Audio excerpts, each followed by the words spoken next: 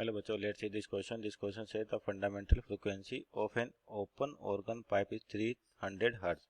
The frequency of the first overtone of the another closed organ pipe is same as the frequency of the first overtone of open pipe. What are the length of the pipes? Take speed of sound equal 330 metre पर second. तो आपके पास basically open end close end के लिए आपको numerical पूछ रखा है और कौन से ऑर्गन पाइप के बेस पर यानी कि साउंड वेव्स. तो की कॉन्सेप्ट की बात करते हैं पहले तो आपके पास फंडामेंटल फ्रीक्वेंसीज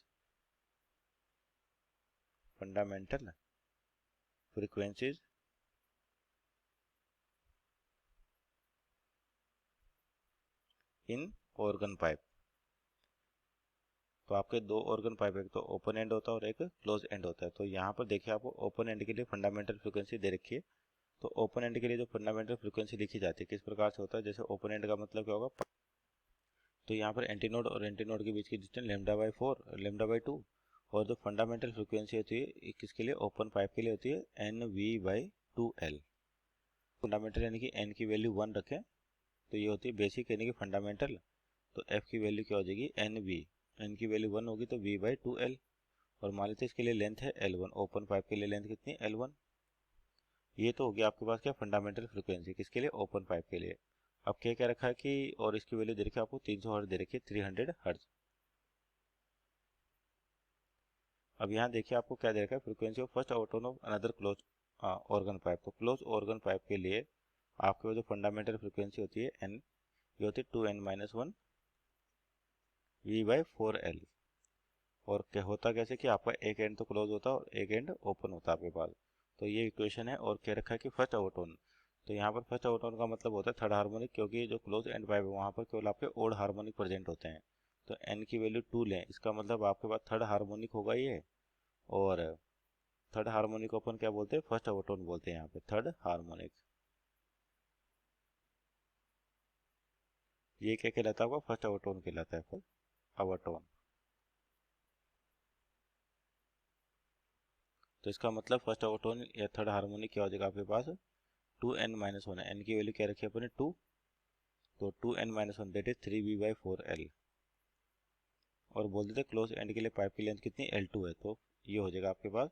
और यहाँ पे भी क्या लिखते हैं 2n-1 लिखा जाएगा, तो n की वैल्यू 2 रखें तो आपके पास कितना आ जाएगा, F3 आ जाएगा, यानी कि सेकंड थर्ड हार्मोनिक. सेकंड आपका एब्सेंट होता है, ओड मल्टीपल चलते हैं यहाँ पर.